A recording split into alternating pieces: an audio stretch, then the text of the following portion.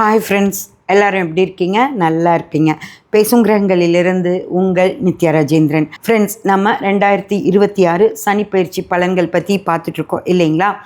அதில் நம்ம ரேவதி நட்சத்திரத்தில் இருக்கிற சனி 27 நட்சத்திரக்காரர்களுக்கும் என்ன செய்ய போகிறார் அப்படிங்கிற விஷயங்களை பற்றி தான் பார்த்துட்ருக்கோம். நம்ம அடுத்ததாக பார்க்க போகிறது கேட்டைக்காரங்களுக்கு தான் சூப்பர் மிக மிக சிறப்பாக இருக்கிறது.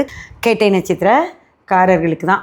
ரேவதி நட்சத்திரத்தில் இருக்கிற சனி கேட்டை நட்சத்திரக்காரர்களுக்கு மிக மிக சிறப்பான பலன்களையே தர்றார். என்னன்னு பார்க்கலாமா? சனி வந்திருக்கிறது கேட்டை நட்சத்திரக்காரர்களுக்கு தொழில் ஸ்தானத்தில். தொழில் ஸ்தானம் அப்படின்றப்போ கேட்டை நட்சத்திரம்ங்கிறது புதனுடைய நட்சத்திரமாக இருக்கிறதுனால புதன் சம்பந்தப்பட்ட தொழில் செஞ்சிட்டு இருக்க கேட்டை நட்சத்திரக்காரர்கள் எல்லாருமே மிக மிக மிக சிறப்பாக இருக்க போகிறாங்க. இப்போது ஐடியில் இருக்கிற கேட்டை நட்சத்திரக்காரர்கள் இப்போவே சொல்கிறேன், யாருக்கு வேலை போகாது. எல்லோரும் பயந்துட்டுருப்பீங்களே, இப்போ நிறையா லே ஆஃப் கொடுக்குறாங்க அப்படின்னு சொல்லி பயந்துட்டுருக்கீங்களா? அவங்க யாருக்குமே கேட்டை நட்சத்திரக்காரர்களுக்கு இந்த வருஷம் வேலை போகாது ஃப்ரெண்ட்ஸ். ஏன்னா தொழில் ஸ்தானாதிபதியான சனி அவரோட ஸ்தானத்துக்கே வர்றது மிக மிக சிறப்பாக இருக்கனால ஐடி மக்கள் யாருமே கவலைப்பட வேண்டிய அவசியம் கிடையாது. ஆண்களுக்கும் சரி, பெண்களுக்கும் சரி. தொழில் ஸ்தானத்திலேயே தொழில் ஸ்தானாதிபதியான சனி வர்றது கேட்டை நட்சத்திரக்காரர்களுக்கு மிக சிறப்புன்னு சொன்னேன் இல்லையா? அவங்க தொழில் சூப்பராக நடக்கும். கேட்டை நட்சத்திரக்காரர்களுக்கு இந்த நேரத்தில் நிறைய ஆர்டர்ஸ் வந்து இந்த வருஷம் கடன்னு ஆள் எடுத்து வச்சுக்கோங்க. நிறைய பணமும் கையில் வச்சுக்கோங்க. உங்களுக்கு ஆர்டர்ஸ் வந்து குவியும். அதை கடன்னு செஞ்சு கொடுத்தீங்கன்னா போதும். மேனுஃபேக்சரர்ஸ் சொல்கிறேன், உற்பத்தி தொழில் செஞ்சிட்ருக்கவங்க யாராக இருந்தாலும் சரி, பெண்களாக இருந்தாலும் சரி, உணவு சம்மந்தப்பட்ட விஷயங்கள் செய்கிறீங்கனாலும், இல்லை ட்ரெஸ் ஏதாவது டிசைன் பண்ணி கொடுக்குறீங்கனாலும், இல்லை ஏதாவது பொருட்கள் விற்கிறீங்க அப்படின்னாலும், இல்லை ஆண்கள் மிகப்பெரிய பெரிய ஒர்க் ஷாப்ஸு, கம்பெனிஸு, மில்லு அந்த மாதிரியெல்லாம் வச்சுருக்கீங்க அப்படின்னாலும் உங்களுக்கு நிறைய ஆர்டர்ஸ் வரும். அதுக்கான ஆயத்தத்தோடு ரெடியாக இருந்துட்டிங்கன்னா போதும் ஃப்ரெண்ட்ஸ். சிறப்பாக இந்த வருஷம் நிறைய பணம் சம்பாதிச்சிடலாம்.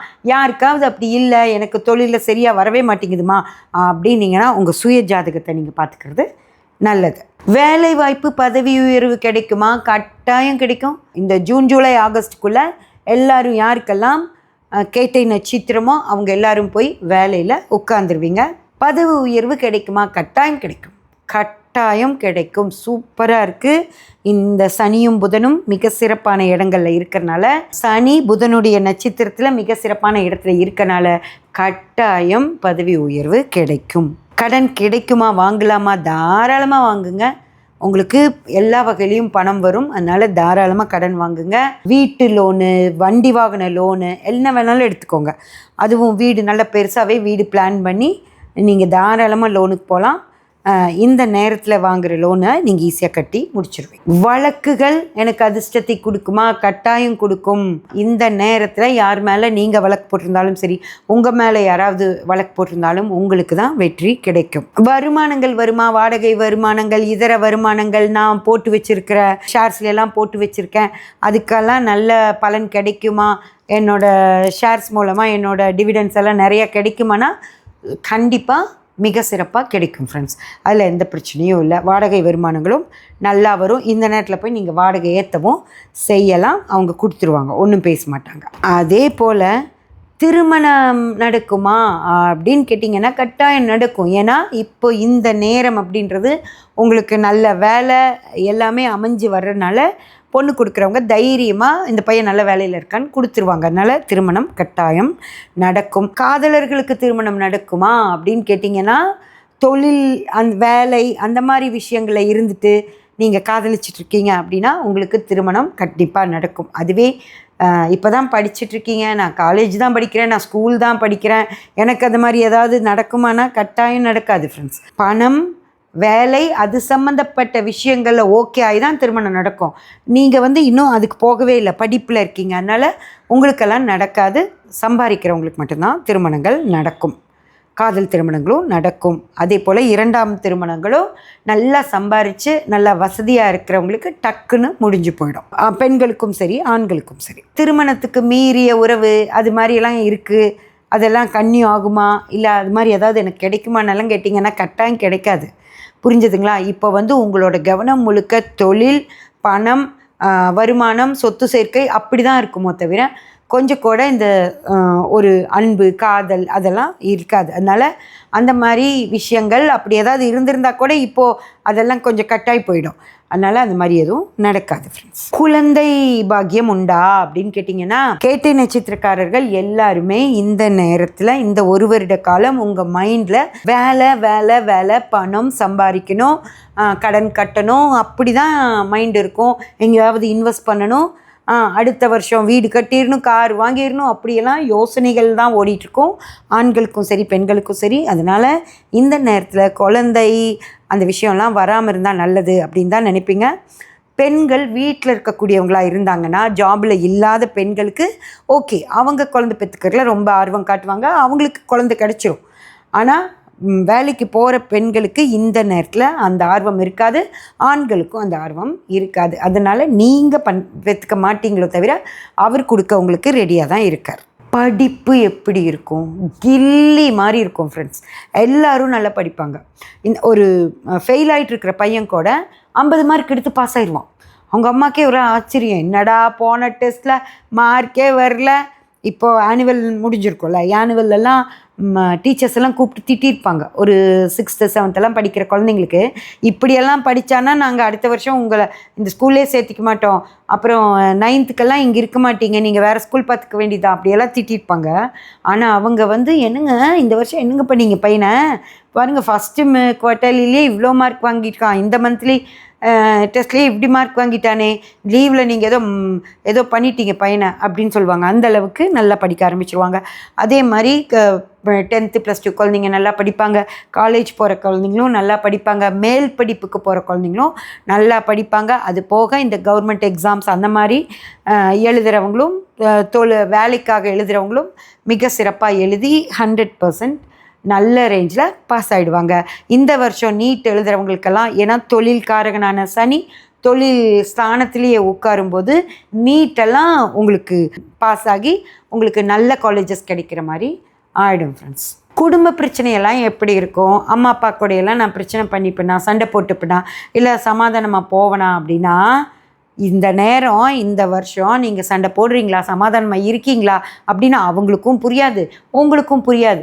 ஏன்னா போகவோ பார்க்கவோ நேரம் கூட இருக்காது ஃப்ரெண்ட்ஸ். ஒரு ஃபோனில் கூப்பிட்டு அம்மா நல்லா இருக்கீங்களா, அப்பா உடம்புக்கெல்லாம் நல்லா இருக்கா, மாத்திரை மருந்தெல்லாம் சாப்பிட்றீங்களா, உங்களுக்கு ஏதாவது வேணும்னா சொல்லுங்கள் நான் அனுப்புகிறேன், அப்படி தான் சொல்வீங்களோ தவிர நான் வர்றேன் பார்க்குறேன் உங்கள் கூட 2 நாள் இருந்துட்டு வரலான்ட்டு இருக்கேன் அப்படியெல்லாம் சொல்லவே முடியாது. அவ்வளோ பிஸியாக இருப்பீங்க. அதே மாதிரி பேரண்ட்ஸ்க்குமே புரியாது, ஏன்னா வர்றேன்றா வரமாட்டேங்கிறான், இது வந்து பிரச்சனையா சண்டையா இல்லை சமாதானமாக நல்லா சந்தோஷமாக தான் இருக்கமா, அதெல்லாம் அவங்களுக்கே புரியாது. அந்த மாதிரி தான் இந்த ஒரு வருட காலம் கேட்ட நட்சத்திரக்காரர்களுக்கு நடக்கும் ஃப்ரெண்ட்ஸ்.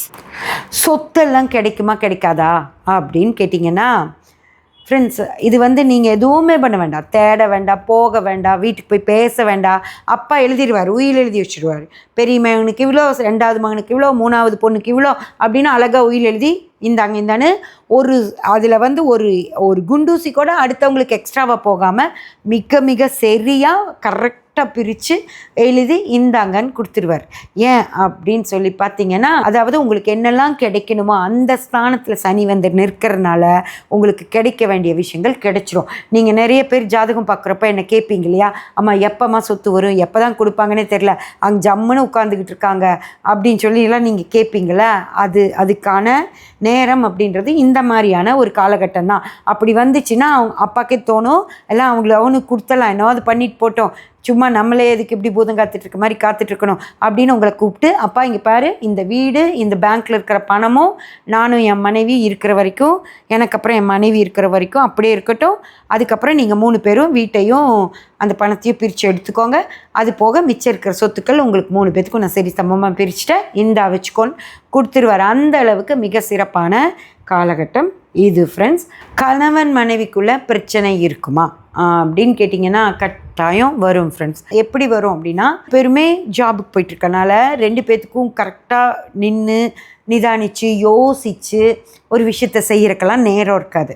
வீடு வாங்கலான்னு இருக்காங்கன்னு வச்சுக்கோங்க, அந்த ஏரியாவில் போய் அந்த பில்டர்கிட்ட அந்த வீட்டை பார்த்துட்டு வாங்கன்னு மனைவி சொல்லியிருப்பாங்க.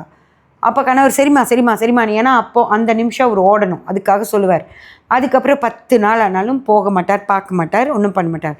அதுக்கப்புறம் இவங்களுக்கு கோவம் வரும். என்னாச்சு, நம்ம அந்த வீடு போயிடுச்சுன்னா என்ன பண்ணுறது, இப்படி கூட கொஞ்சம் கூட பொறுப்பு இல்லாமல் இருக்கீங்க அப்படின்வாங்க. அவர் பொறுப்பு இல்லாமல் இல்லை, வேலை பளு தாங்க முடியாமல் அவர் போகாமல் இருக்கார். ஆனால் மனைவி என்ன சொல்லுவாங்க, பொறுப்பு இல்லாமல் இருக்கீங்கன்னு. அப்போ அவருக்கு என்ன வரும், கோவம் தானே வரும். இருக்கிற வேலையெல்லாம் நான் பார்த்து, நீ போய் பாரு, என்னால் போய் பார்க்க முடியாது, எனக்கு நிறைய வேலை இருக்குது, நீ போய் பாருன்னுவார். ஆனால் அந்த அம்மாக்கும் ஏகப்பட்ட வேலைகள் இருக்கும். வீட்டை பார்த்துக்கணும், குழந்தைங்கள பார்த்துக்கணும், வேலைக்கும் போயிடணும், அங்கேயும் நிறையா டென்ஷன் இருக்கும். இதில் போய் அதெல்லாம் பார்த்துட்டு வரக்க அவங்களுக்கும் நேரம் இருக்காததுனால 2 பேர்த்துக்குள்ளே ஆர்கியூமெண்ட்ஸு, பிரச்சனை, சண்டை, சச்சரவுன்னு எல்லாம் வந்துட்டு, அந்த அம்மா நீ தனியாரு, நான் போய் எங்கள் அம்மா வீட்டுக்கு போய் 10 நாள் நிம்மதியாக இருந்துட்டு வரேன்னா அவங்க கிளம்பிடுவாங்க. அந்த மாதிரி போனால் தான் இந்த 1 வருஷ காலம் 2 பேரும் மீட் பண்ணிக்காமல் இருந்துக்கிட்டு ஓடிட்டு இருந்தால், அதுக்கப்புறம் இந்த 1 வருஷம் முடிஞ்சு அவங்களே கிளம்பி வருவாங்க. இவரும் போய் பார்த்துட்டு வருவார். அப்புறம் இவரும் 10 நாளைக்கு ஒரு தடவை போவார். சரி வா வீட்டுக்குன்னுவார். இல்லைன்னு கோபம் தீராமல் அந்த அம்மா வரலன்னுவாங்க. அந்த மாதிரி ஏதாவது ஒரு பிரச்சனைகள் இருக்கும் இந்த 1 வருட காலம். அதுக்கப்புறம் அது சரியாயிடும், மறைஞ்சே போயிடும். ஓகேங்களா? குழந்தைங்களால பிரச்சனை இருக்குமா அப்படின்னா, குழந்தைங்கனால என்ன பிரச்சனை, அவங்கள கவனிக்காமல் இருக்கிறது தான் பிரச்சனையாக இருக்கும். அவங்க எதாவது கேட்டிருப்பாங்க, அதை வாங்கி கொடுக்க உங்களுக்கு டைம் இருக்காது. போய் சரிப்பா பார்த்துட்டு வாங்கலான் இருக்கேன்னா, இல்லை எனக்கு இப்போவே வேணும்னு பையன் ரகலை பண்ணுவான். அதனால் உங்களுக்கு கோபம் வரும். என்ன கொஞ்சம் கூட என்னை புரிஞ்சிக்க மாட்டேங்கிறேன், உங்களுக்காக தானடா இவ்வளோ ஓடி ஓடி சம்பாதிக்கிறேன், ஏன்டா என்னை புரிஞ்சிக்க மாட்டேங்கிறீங்க அப்படின்னு சொல்லி பசங்கக்கிட்ட கோவப்படுற மாதிரி நடக்கும் ஃப்ரெண்ட்ஸ். அதுதான் குழந்தைங்களுக்கும் இவருக்கும் வர சச்சரவாக இருக்கும். வெளிநாட்டு யோகம் உண்டா? ஆமாம், சூப்பராக இருக்குது.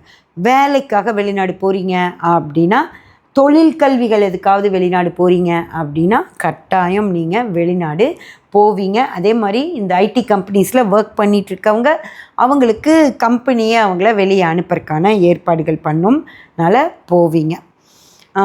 அதுவும் இந்த சிங்கப்பூர் அந்த மாதிரியான கண்ட்ரிஸ்க்கு போகிறக்கான வாய்ப்பு அதிகம். ஏன்னா கேட்டை புதனுடையது, சனி தொழில்காரகன், அந்த ஊரில் போய் தொழில் செய்கிற மாதிரி இருக்கிறதுக்கான வாய்ப்பு அதிகம் ஃப்ரெண்ட்ஸ்.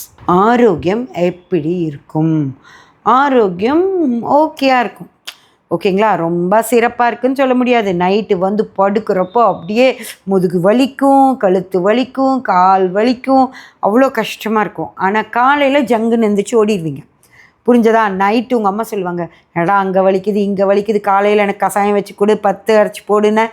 இப்போ என்னடானா ஆளையை காணோன்னு, எல்லாம் கொண்டு வந்தால் ஆளை காணோன்னா, இல்லைம்மா குளிச்சாச்சும்மா கிளம்பிட்டம்மா, நீ டிஃபன் எடுத்து வைம்மா அப்படிம்பாரு. அந்த அளவுக்கு இருக்கிற மாதிரி இருக்கும். ஆரோக்கியம் கொஞ்சம் சின்னதாக இருக்குமோ தவிர பெரிய பிரச்சனைகள் கொடுக்காது ஃப்ரெண்ட்ஸ். இதுதான் அதிர்ஷ்டம் சொல்கிறது. இந்த மாதிரி ஒரு சிறப்பான இடத்துல, கேட்டை நட்சத்திரக்காரர்களுக்கு இவ்வளோ சிறப்பான இடத்துல சனி வந்து இருக்கிறனால அவங்களுக்கு பெரிய பிரச்சனைகள் எதுவும் வராது. அப்படியே ஏதாவது பிரச்சனை வந்தாலும் பணம் கையில் வச்சுருப்பாங்க. சப்ஸ்கிரைப் பண்ணி பெல் பட்டன் ப்ரெஸ் பண்ணி வச்சுக்கோங்க. அப்போ தான் நான் போடுற எல்லா பதிவும் உங்களுக்கு கிடைக்கும்.